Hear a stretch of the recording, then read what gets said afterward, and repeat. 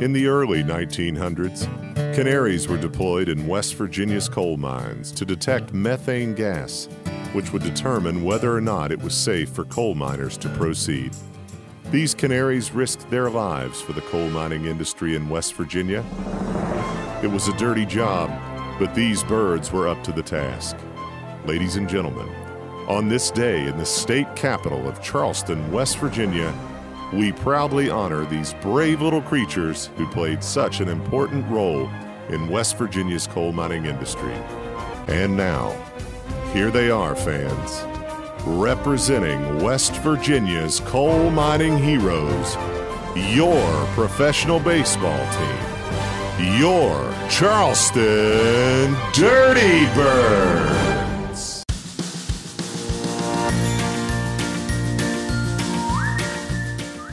Hi there, and welcome to Baseball by Design. I am SportsLogos.net minor league baseball correspondent Paul Caputo, broadcasting live, as always, from the Helmet Sunday Hall of Fame in my basement in Fort Collins, Colorado. We are going to talk today about the Charleston Dirty Birds, who play in the MLB Partner League, the South Atlantic League, the Sally League to friends, and who until 2019 were the West Virginia Power. I'll be speaking later in this episode with Carolina Buchas, who underwent her own name change recently, used to be Caroline Jetty. That's how many minor league baseball fans know her. And I'll be speaking with Jordan Bennett from the National Mining Hall of Fame and Museum in Leadville, Colorado. And so that'll be fun. I'm super, super excited about this episode. First of all, because I finally get to catch up with Chuck Domino, who I have to tell you, Chuck, I didn't say this in our pre-recording here. You were referred to by none other than Brandiosa's Jason Klein as the Godfather of minor league baseball branding. So for me, it's a charge to get to finally speak to you. So thank you for coming on and talking with me about the Charleston Dirty Birds. Well, thank you. And that was very kind of Jason. And we've worked together on a lot of projects over the years. Well, so Jason, in a recent episode of the podcast, he actually rattled off a bunch of them all at once. Teams that I've actually featured here on the podcast, like the Lehigh Valley Iron Pigs, the Richmond Flying Squirrels, the Akron Rubber Ducks are going to be on a future episode here. So a lot of well-known brands that you have worked on with Jason Klein. This is not one of them, though. This is not a Brandiose brand. This is, and I'm going to be speaking with Caroline Jetty later on in this episode about the work that she did on the Dirty Birds logo here. So that'll be fun too, because that's the first time I'll get to speak with Caroline, and I know that she's done other work in minor league baseball as well. So right. So again, it's a thrill to be speaking with you, and I'm very happy to be covering the Dirty Birds. They have been very active on social media. I've gotten to interact with them a bunch through Twitter. So certainly they have a strong social media presence. But just by way of background, the team since 2005 was the West Virginia Power. When Major League Baseball's Vogon Destructor fleet came through and reorganized the minor leagues, the West Virginia Power went from being in the Class A South Atlantic League to being in the independent Atlantic League. So similarly named anyway, but a different experience. And then during that process of the sort of the COVID year and the switch to an independent team, the team went from being the West Virginia Power to being the Charleston Dirty Birds. This Charleston Dirty Birds brand has been very well received, and I see it all over social media. So can you just tell me about the sort of the thinking that went into the changing the brand right around the same time that the team was changing leagues? Yeah, Paul, when I got here, actually I would have changed it whether we changed leagues or not. When I got here, became apparent to me, even before I got here, actually, that the West Virginia Power was not a brand that was very powerful, if you will. Sure. In minor league baseball, I knew of the West Virginia Power, and I knew of the West Virginia Black Bears. And I can tell you, being in baseball for nearly 40 years at that point in time, 40 years now, but 38 years when I first started thinking about coming here, I couldn't tell you which one was which one was located in Charleston, West Virginia, which one was located in Morgantown, West Virginia. And I think it's very confusing. And I've always been a proponent of naming the team after a city or after a very distinctive community like Lehigh Valley, where you have three cities that really are so close that it makes up Lehigh Valley. Naming a team after the state, I understand why people think it might be a good idea, but it never really works. That's why the California Angels aren't the California Angels anymore. It's not like you're going to get every corner of West Virginia to travel to Charleston because it's called the West Virginia Power. We want to build community pride. We want to establish that this is this city's team, and if you can get the state to come to the capital of West Virginia to watch the team play, hey, that's gravy on top. But let's cultivate our own backyard first. So the first decision was made. We're not going to be West Virginia. We're going to be Charleston. Okay, now we're the Power. The name of the stadium is Appalachian Power Park. It's the local, the regional power company. We are getting phone calls. We are getting letters. People are sending us their bill. They're sending us their payments for their electric bill. They're calling us to complain, about their electric bill. So, all right, we don't want to be the Power. It's confusing. Let's be something else.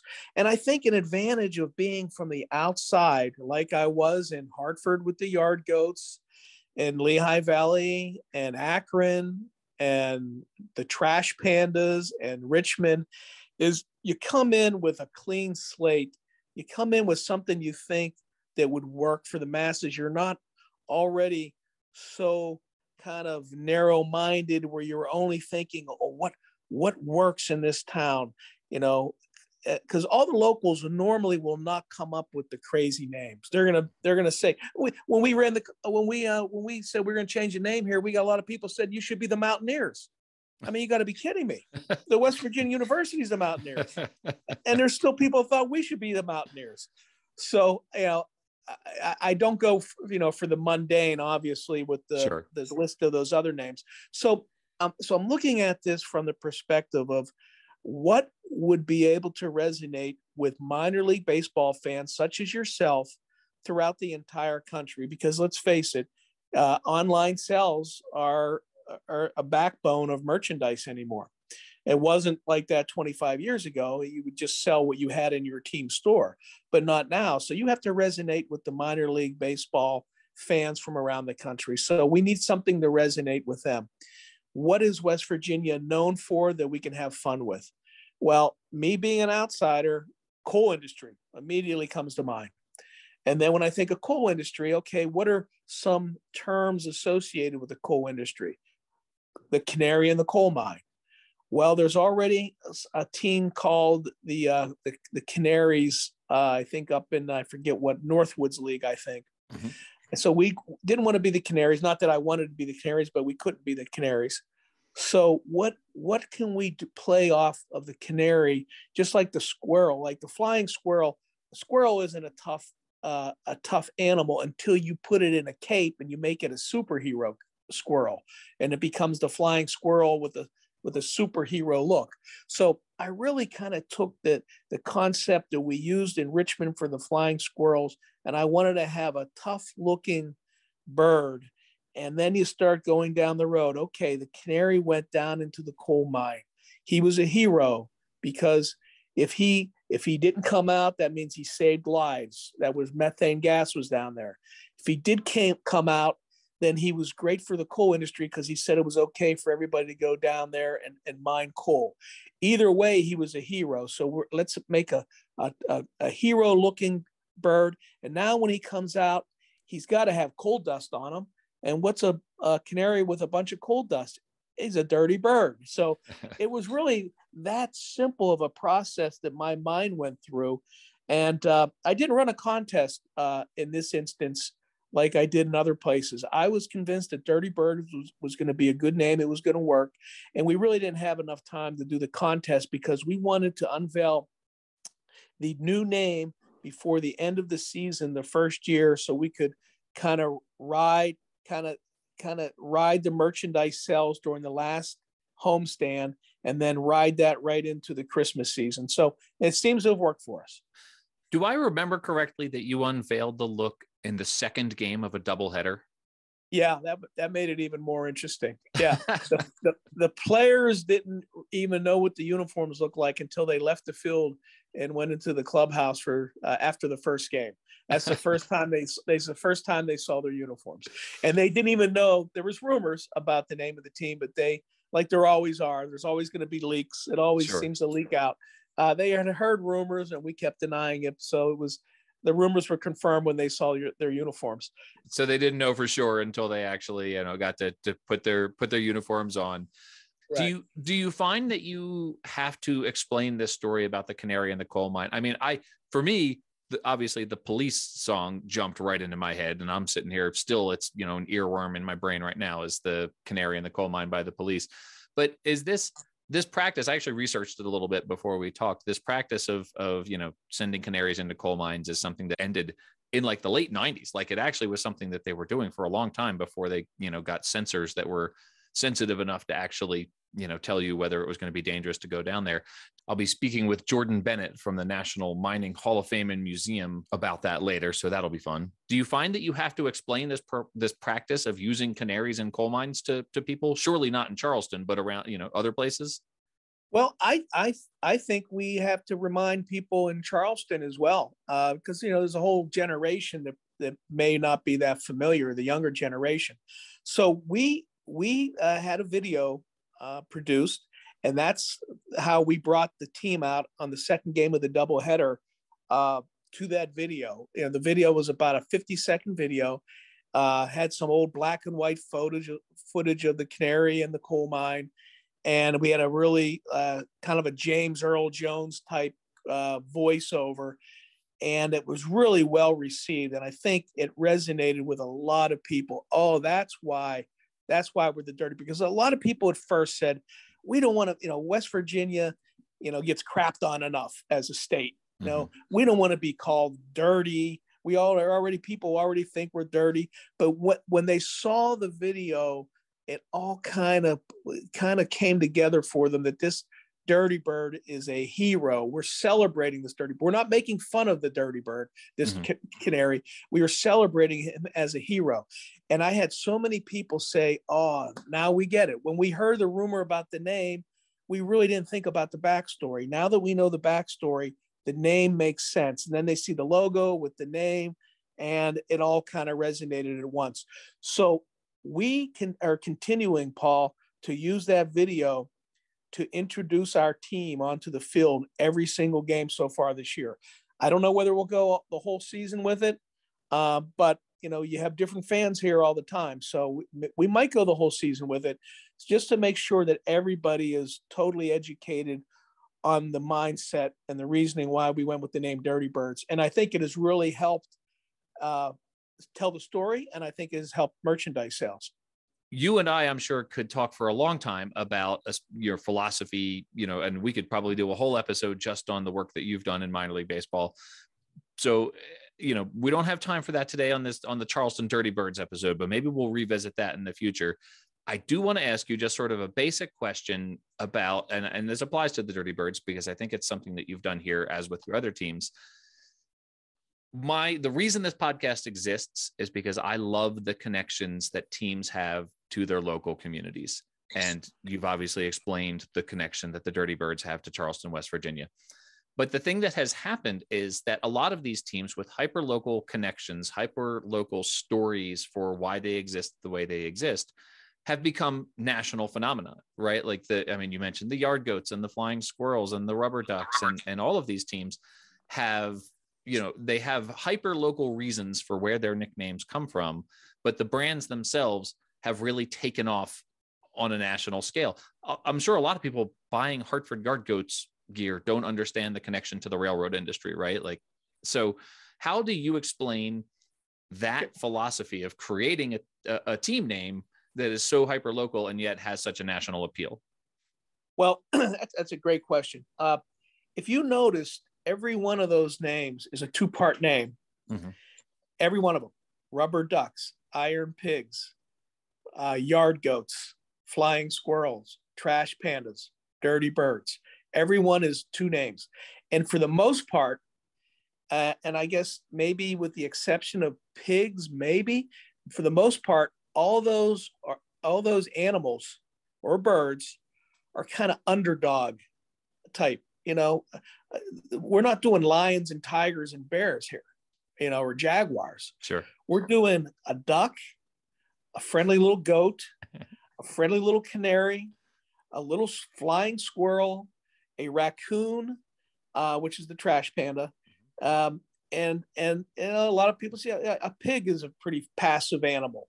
So we're taking these passive animals, but we're making them tough. And I think the juxtaposition between the animal and making them tough, everybody likes an underdog. I think everybody roots for the underdog. And I think these names in these logos in and of themselves are kind of celebrating the underdog, which is minor league baseball. And so I think they all kind of fit minor league baseball, and people want to, they want to sell it. The poor, we made this innocent little duck. We made him into a fierce rubber duck. If you see the logo. Oh yeah. And with the yard goats, the yard goat was an engine in a rail yard in the New York, New Haven, Hartford Railroad way back in the early 1900s. And it would move the train and put the train on the right track for the next day of business. And that's what that was a nickname for the yard goat. So it was the railroad industry. Then I took the script that was used for the New York, New Haven, Hartford Railroad, and that became the script for the yard goat's name. So that tied in the yard goat's name to the industry, to the train industry, railroad industry. And then I came up with the narrative that the yard goats are like that engine in the rail yard, putting the major league team, using the minor league team to be put on the right track for the major league team. So I kind of backed into that narrative, and all of a sudden it made sense to a lot of people. Now we get why they're the yard goats. Mm-hmm. In reality, the first thing that attracted us to the yard goats was just the name being so cool and unique sounding, without me even knowing when I first saw it appear in the name the team contest. I had no idea what a yard goat was. I just liked it, and other people in the organization liked it because we thought it was really different and cool, and everybody likes goats. So then when we found out exactly what it was, then we built the story around that, and that's how yard goats came about. Sure. Flying squirrels was a rare breed in the state of Virginia. The iron pigs was pig iron. The steel industry, Bethlehem Steel, flipped to make iron pigs. Rubber ducks was my general manager, Jim Fander. I'll give hats off to Jim. We were trying to come up with a name, and Jim said to me, well, we play in a stadium, Canal Park, on a canal, and we play in the Rubber City, Goodyear Rubber, Goodrich, Firestone. He's our, what do you get when you play on a canal with water, and we're in the Rubber City? And I looked at him and I go, Rubber Ducks. He goes, exactly. I go, that's going to be our name, the Rubber Ducks. And that's how we became the Rubber Ducks. So sometimes it's a lot longer process. Sometimes it just hits you and it just feels right and you go with it. Well, so I have to tell you that, I've been doing this podcast. I've been writing about these logos since 2014, but I've been doing this podcast since December of last year. This episode that we're recording right now is episode 34. The next episode is with the Akron Rubber Ducks, and I'm speaking with both Jim Fander and Jason Klein for that episode. So that's coming up next on episode 35. But I will also tell you that if just looking back at the list here, episode 10 was on the Lehigh Valley Iron Pigs. Episode 13 was on the Richmond Flying Squirrels. Episode 20 was on the Hartford Yard Goats. And episode 24 was on the Rocket City Trash Pandas. So yeah, you can see those names. I mean, those names and the stories that they have and the connections to the local communities are things that have appealed to me for sure. And so it's a reason that, I have wanted to tell these stories. Just before I let you go here, Chuck, thanks so much for taking the time. And I know we diverged from the Dirty Birds, but as I said, there's so many stories that I'm sure you have to tell and that we could talk about that would be of interest to listeners of this podcast. But just to circle back here, is there anything else about the Dirty Birds brand? I'm going to talk to Caroline next about the individual logos and the work that she did. But is there anything else about the brand itself that you feel like we should share with listeners of this podcast? Yeah. I think, and I think a lot of people were surprised. Although it was called the Dirty Birds, we went with vibrant colors. We went with bright blue, bright orange, yellow, of course, for the canary. And we had, you look at the logo very carefully, then there's a little bit of dust around the edges. But we really wanted to get away from the black and yellow of West Virginia Power. So we didn't want just dark colors. So I think everybody was a little surprised at how kind of vibrant our colors were. And I was also concentrating on, and I talked to Caroline about this, I wanted a symmetrical logo that when you do a symmetrical logo, you could morph the logo into like 3 or 4 different logos. So we have the full logo, then we have the full logo with the word mark on it. Then we remove the word mark and we have the full body. And then we remove the body and we have just the head with the helmet. And then we can remove the face and the helmet and we have just the headlamp, which has a subtle C in it for Charleston. So we get 4 logos out of that, the one master primary logo. Yeah, well, and that's really, I mean, that's a fun part of this brand, the way all those logos work together, and that I will look forward to speaking with Caroline about that. Chuck, thank you so much for coming on and having this great conversation with me. I really appreciate it. Where can people find you on social media? They won't. I'm very, I am not a social media guy, believe it or not. That's all right. I have Paul, I keep myself busy enough with texts and emails and phone calls that I wouldn't have time to do justice on social media. So I let my great employees that are very great at social media do all that for me. Well, we'll just put your phone number in the show notes, and anyone who wants to reach you can just text you. Just kidding. We're not doing that. No, please don't. All right. Thank you, Paul. Chuck, thank you so much. I appreciate your time. Right. Okay. Bye-bye.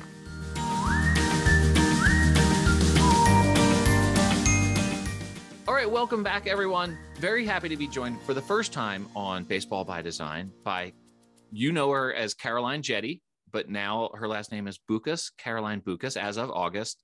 But you can find Caroline online, and you've heard me talk about her on previous episodes, especially the Hartford Yard Goats episode, as Caroline Jetty. So, Caroline, thank you so much for being here.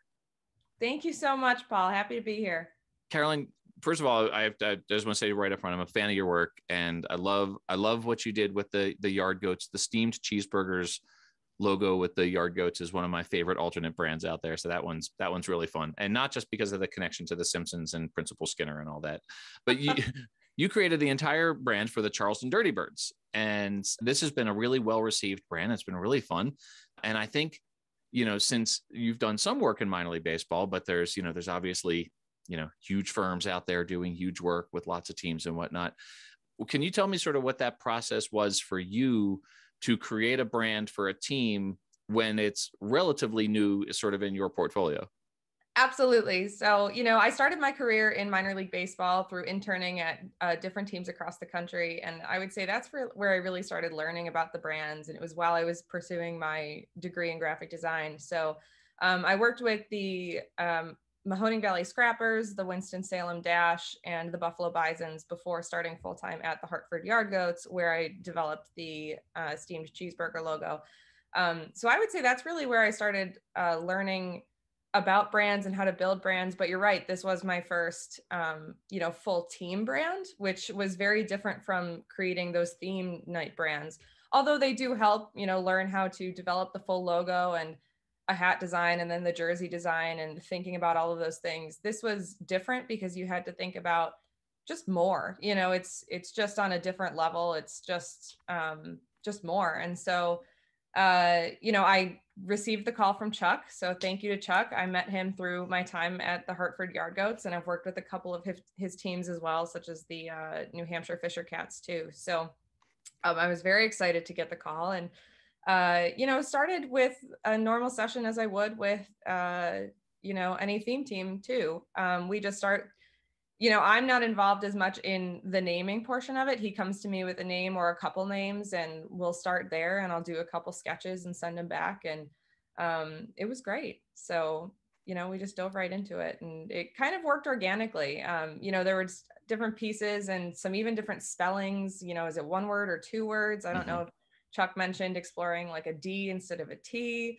There was a lot of, exploration. So it was really fun to be involved from the ground level on that. This is the first I'm hearing about the D instead of the T. So that's interesting. And I wonder if even because, you hear Dirty Birds and you think immediately of the Atlanta Falcons. And so you wonder, was that maybe a trademark or a copyright thing? And I don't know. It's the first I've heard of the D instead of the T. Oh, yeah. There was a lot of phases on this one. It was fun. Awesome. Well, and we're going to talk about the Dirty Birds here in a minute, but you mentioned the Fisher Cats. You've done 2 identities for the Spanish language Copa de la Diversión program. You did the Gatos Feroces for the New Hampshire Fisher Cats. And then you did, obviously, the Hartford Yard Goats Copa brand as well, the Chivos. So is that a different process, creating a Copa brand that is intentionally for, has a different market yes. than a primary brand or just a regular alternate brand? Yes, absolutely. The Copa brands are really interesting and something that I love because, working in baseball, there's so many of the players that don't speak English or are learning English, depending on where they're at in their career. I remember when I was at the Mahoning Valley Scrappers, they would host Spanish classes English classes a few times a week for the Spanish speaking players because they were, low A, single A, and they were, new to the States. And so I loved that they were bringing baseball back to that language and honoring the players on the field as well as the communities, throughout all of the country. I thought that was really cool. And so when we approach those logos, though, you really want to be careful with how you're presenting them and make sure that it's honoring the right community. And there's a lot of different cultures within, that could be Spanish speaking. So, sure. It just took a lot of research to figure out what was specific to that community. So what was specific in Hartford versus what was specific in New Hampshire, in Manchester, and making sure we were speaking to that crowd appropriately and honoring their history. Sure. Well, that's great. Yeah. And I'm sure there's a lot of background that needs to be gleaned before you can even start the design process. So yeah, absolutely. I love that program within minor league baseball though, because it's produced, first of all, so many great logos. And second of all, really does have this expansive reach to build the audience of minor league baseball. So I think that program has been great for the sport. I couldn't agree more. Let's talk about the Charleston Dirty Birds here. It's we've only been talking for like 7 minutes, and we're finally getting to the Dirty Birds here. The suite of logos is fun, right? Because it's not 10 logos like you see sometimes with some of these teams put out these sort of huge suites, but the logos really work well together. So you've got this adorable, like he's this little guy, but he's got this menacing look on his face, and so he's adorable. You've got for the fan who doesn't necessarily want the adorable cartoon character, you've got the headlamp Charleston C, which is a clever incorporation of a letter form into an image. And then you have this sort of feathery typeface that you came up with, the Dirty Bird, the custom font that you came up with here for Dirty Birds, which has the sort of feathery ends on it. So I have, I'd love to hear your take on sort of all 3 of those. And am I missing anything else from this identity here? I think that was the main parts of it, right? Nope, that's it. Okay. Along with the primary logo, of course. Of course, with all of those things coming together, right? So let's talk about the character. What were the considerations in developing the Dirty Tweety here?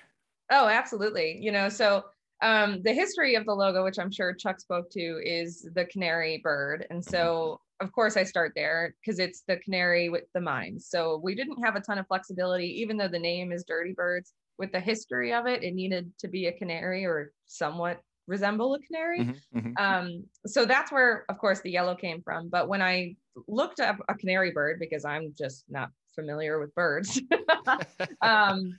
it had it was very round. I felt like it was very almost borderline fat with a very small beak. And so that to me was a bit of a challenge because it looked like a very delicate bird almost, or like a bloated but delicate bird, which is hard to make look, somewhat intimidating or masculine in a baseball sports logo. Yeah. So that was kind of where we started. But then in addition to that, it was a lot about the direction that the bird was flying. That was probably the first few months of the development of the logo, was just, is it flying down? Is it flying towards you? Is it flying sideways, up? So there was a lot of focus on that, which obviously we settled on kind of up and out and towards you. Yeah. And that really came from, the decision was, we came very close to having the bird flying down. And we felt like that was going towards the mine versus this was when the bird was returning from it. And so that was kind of the overall thought and approach to it, and why we settled on this one. As well as you could get more of that, roundness of the bird if it was coming towards you as well, which was kind of cool. Right. So from there, in the primary logo, we obviously have the full, the cage is incorporated into the primary logo. And that was also important with the bird, the to be named bird. It had the bars bending out as if it was, escaping almost. And so, as you did call out, which is something that I do like to do in most, if not all of my work, if I can, is incorporating the letters of the team into the mark. And so in this one, in the helmet, I incorporated the C for Charleston, but I also, in the secondary logo, which is the full body of the bird without the word mark, I tried to incorporate West Virginia WV into the tail. Nice. As a nod to the West Virginia power, because that is obviously what we were coming from, which was something that I started from the beginning. So in any direction that bird was flying, I had the WV in the tail, which was something that I remember the team being pretty excited about from the beginning. So that was a fun one too. That's a great detail. And I love that you looked up, that you actually looked up canaries. I mean, obviously that's a pretty basic step in this process, right? But it's funny to think about. I mean, there was an episode of this podcast not too long ago on the Idaho Falls chukars, and right, like, and the chukar is just like this fat little round game bird, right? And so the question is, how do we make this, a more serious sort of menacing logo? And I think that sort of combination of like this cute character, but with like the menacing face. I mean, it's a little bit like, almost like the El Paso Chihuahuas, right? Like this little animal that thinks that it's tougher than it is, so I think that's a really fun sort of way to reach your destination in terms of designing a logo like this. I really think that that's a fun thing about this logo. Exactly. It reminds me too of, there was an episode that we did on the Portland Sea Dogs, and the Portland Sea Dogs are based on harbor seals, and their logo has ears, and harbor seals don't have ears. so there's a certain amount of creative license in these logos, right? But there's also a value in sort of going back and researching the animal itself. Yeah, no, and I think something that I always love, just going back to what you're saying about the menacing face, is for me at least, there's always a big decision of, do we go menacing or do we go smiling? And I think a lot of that has to do with the animal that you're starting with, or the character you're starting with from the beginning. Because sometimes if you're starting with a somewhat scary or not approachable thing or object or animal, then it benefits you to go with the smiling face, versus if you're starting with a friendly, delicate looking bird, then you might want to go the more menacing direction. Right. So he's got his, mining helmet on, and he's got the headlamp, and we referenced that it's got the C incorporated into the headlamp. And I think there's always wisdom in having one mark in there for, there's always going to be grumpy people who don't want the cute cartoon character. I happen to love the cute cartoon characters. I have a lot of cute cartoon characters on the hats behind me here. But the headlamp C logo, I think it's clearly a letter C, but it's sort of a nuanced design thing to incorporate the type into the image like that. You said that the team loved that, which of course they did. So can you tell me about sort of developing that? Sure. So the headlamp C for me, I've tried to do this with a few teams. Sometimes they go for it, sometimes they don't, which, either way is fine with me. But for this one, I thought it was fun because, obviously the mining cap is a big part of the logo. It's the miner, it has the headlamp on it. And although I did incorporate the letter C into it, it was also it seemed like an obvious tie of, the character is wearing this mining cap. Why can't the people wear it as well? So the hat is almost supposed to be a play on, you've got that same color blue, and that they're kind of wearing their own baseball miner's cap, even though it's a baseball cap. But that was kind of the fun play on it, I think. I have seen that hat out there too. That it is a fun one. It looks like you're like heading into the mine. So exactly. And so the last thing, I mean, obviously, you know, you mentioned the primary logo that has all these elements. You've got the bird, you've got the headlamp, and then there's the typeface. You know, typography is its own. I mean, graphic design, illustration, graphic arts is very different from typography, graphic design, like information design. So developing fonts is its own special weird challenge for designers. Can you tell me about, and this one, and the reason I bring that up in this one is because not every font is going to be super expressive illustratively. I hope that makes sense, right? Like sometimes fonts are sort of, well, I'm sure it makes sense for you because this is what you do. But sometimes fonts are more sort of utilitarian, and then sometimes they're actually part of the illustration. And so in this case, very clearly the typeface itself is, this is another thing. We could have a whole episode on the difference between a typeface and a font, and I just keep using them interchangeably. That's okay. But can you tell me about the sort of process of incorporating the illustrative style of the font into the logo itself? Absolutely. So I was actually looking back at some versions of this logo as we started the type exploration, because my process personally is to always start with the character. Mm-hmm. And so with this one, I was looking back, and it was funny to see one of my very first versions of it was actually a more Western font that was much more block, and again, honoring the mines in West Virginia and that kind of style. And then we obviously transitioned to this direction. And so for this one, for me, you know, the name is Dirty Birds. And so it's really important in all of my work to make sure the type blends with the character. I always like to view it as one full mark, which of course anyone does. But it's always a challenge. Like once the character is developed, once you're set on it, finding the typeface that just clicks with the character is challenging. And obviously when I say finding, I mean designing it, but kind of finding that style. I always, you know, start with some pre-existing fonts to figure out, like, does it work with that more block font? Does it need to be more, you know, sketched like this one? So where we ended up on this was I really liked the idea of a more brushed hand drawn font style, which is where this landed. And that was for two reasons. It was, part one was the Dirty Birds, like the word dirty, like it felt natural to have that more handwritten, brushed, rough font style. Mm-hmm. But then on the other hand, making it more cartoonish and rounding out those edges and giving those, like, I think I tried to do like 3 to 4 brush strokes at the end of each one rather than it being this like rough distressed texture. Mm-hmm. And that really connected back to the bird and that feathery texture, as you mentioned at the beginning of this call. I think people can look at it and feel that it, you know, looks a little grungy, but at the same time also feels almost bird-like, which is interesting. Yeah. Well, this is, I mean, one of my just favorite things about graphic design and logo design is this interaction of type and image, right? And that's just, I love when they come together in such a compelling way. And I think that these elements also work so well together. So that's, I think, one of the reasons this logo has been so well received. And the adorable look on Dirty Tweety's face there is just, I absolutely love that. Well, so Caroline, I've kept you longer than I told you I was going to. I apologize for that. So I appreciate you taking all this time with me this morning. One last question. I mean, with the success that your Copa brands have had, and then the steamed cheeseburgers, and now how well this Dirty Birds logo has been received, is there steam picking up with the work that you're doing in minor league baseball? Or are we going to see other Caroline Jetty / Carolina Buchas brands out there? You will. I just finished another theme brand, not a full team, but I did just finish another theme brand with the Hartford Yard Goats for 2023. So there will be more coming. Obviously, that's the worst part, is having to wait and not show anybody for too long. Right.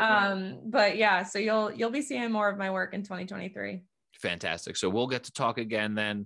Where can people find you online? And we've referenced your website, which is carolinejetty.com, and Jetty is Jette. But where else can people find you on the socials and all that? Absolutely. Well, you can also find me on LinkedIn, of course, name change. So on LinkedIn, I'm Carolina Buchas. But yeah, my website and my LinkedIn are probably the best 2 ways to contact me. Awesome. Well, Caroline, thanks so much. This has been a lot of fun and can't wait to see more work down the road. Thank you so much, Paul.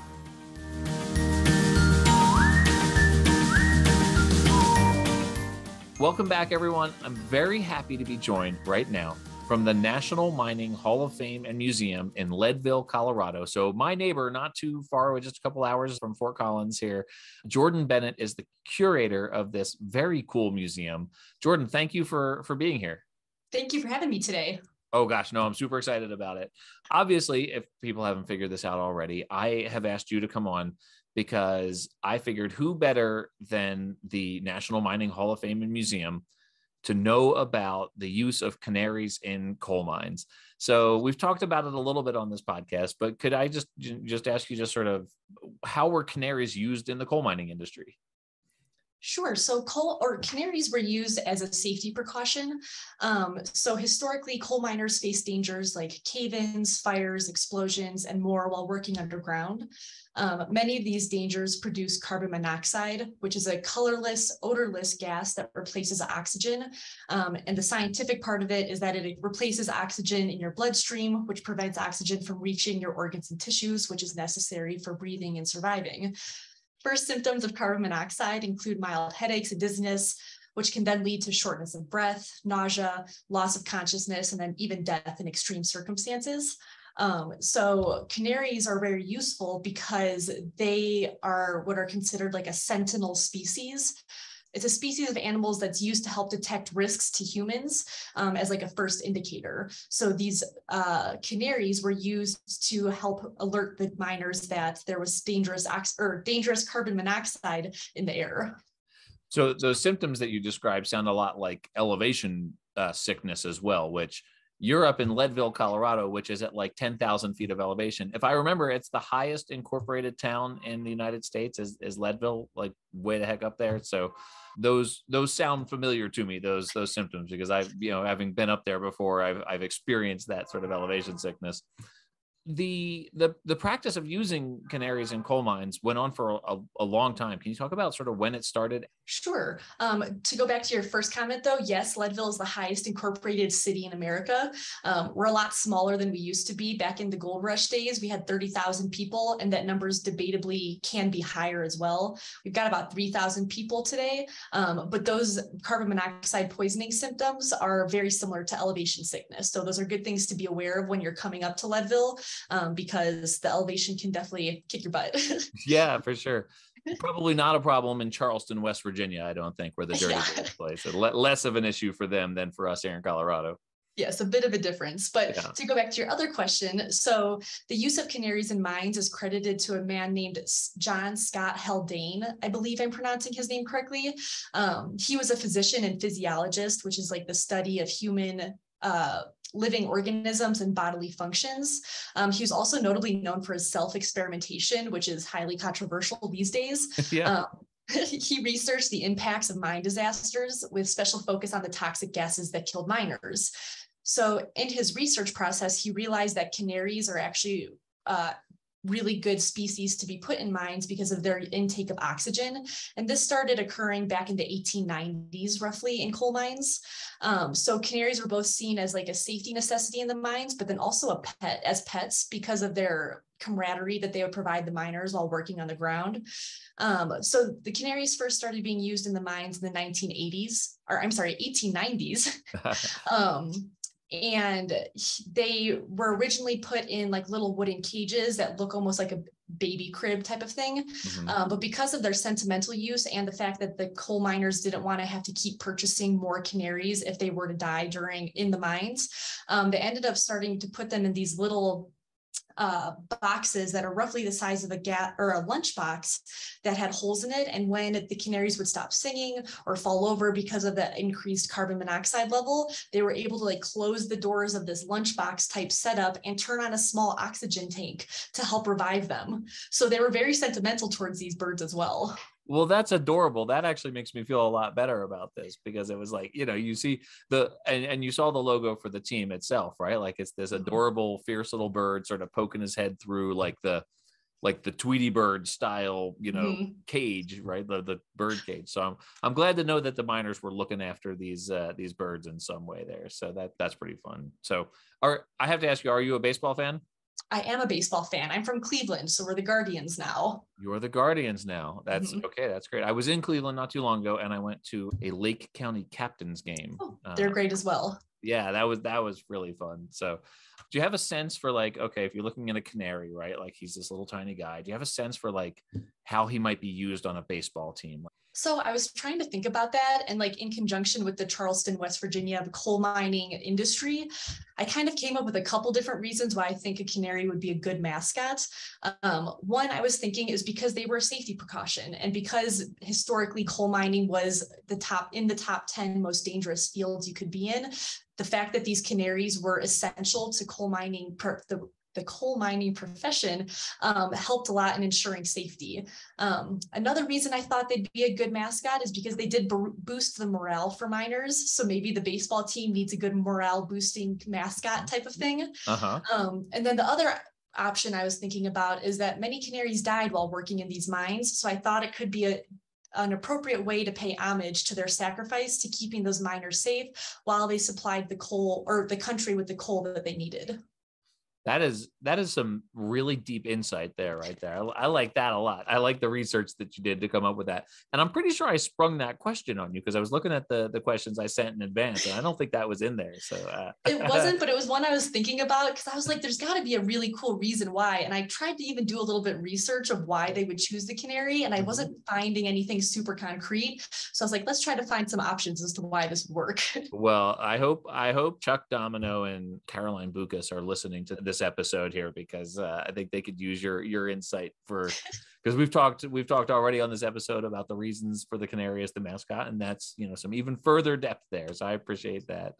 The National Mining Hall of Fame and Museum, like I said, it's in Leadville, Colorado, just a couple hours west of Denver, and way up there in the Rockies, like way up high, and this unbelievable setting, right in the shadow of Mount Elbert, which is the tallest mountain in Colorado by like 10 feet. It's like 10 feet higher than Mount Massive, which is right there next to it. So can you tell me about, if I'm a visitor to the Leadville area and I'm way up there in the Rockies and I want to visit the National Mining Hall of Fame and Museum, what is my experience going to be? What am I learning at the museum? Sure. So, originally the National Mining Hall of Fame and Museum, we opened to the public in 1987. And the original structure of the museum was actually the original high school that was built back in 1899. So when you look at some old pictures of Leadville, you can see the main building of the high school, which is now the museum, which is really cool to see. We have over 25,000 square feet of exhibit space. We've got a wide variety of topics, including exhibits on our Climax molybdenum exhibit, which molybdenum is the only mineral that's consistently mined in Leadville today. But molybdenum statistically is in and on you, whether it's in your watch, on your braces, in the building steel that's around you, because it's used as a steel hardener. We also have a gold room exhibit, which is really interesting, and it talks about the history of the gold rush starting. And we also have a really nice gold nugget in our exhibit from Leadville's Little Johnny mine. So it's our biggest piece of gold we've got. It's almost 2 pounds, which is really cool.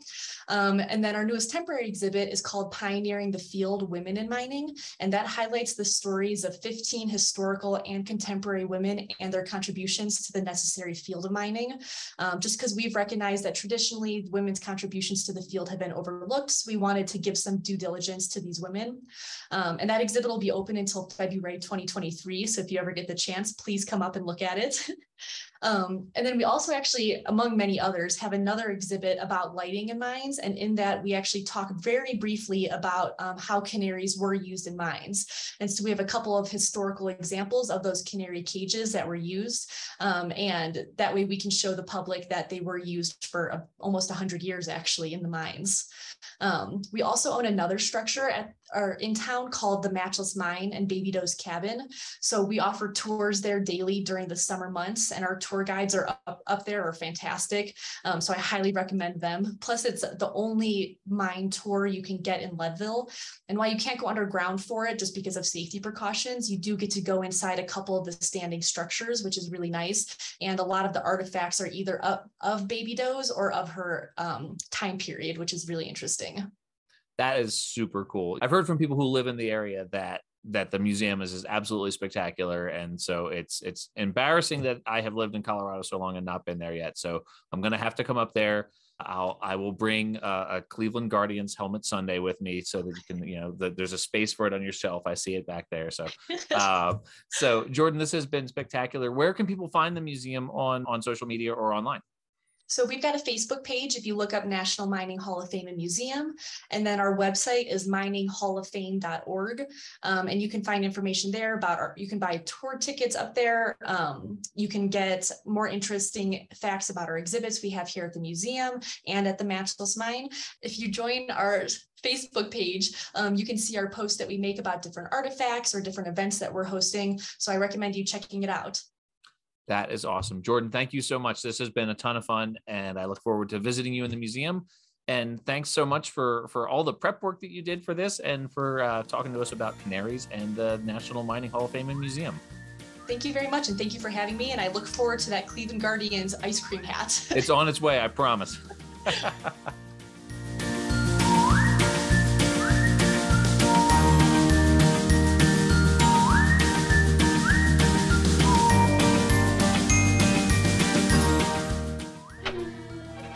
To a putty cat. I did tell a putty cat.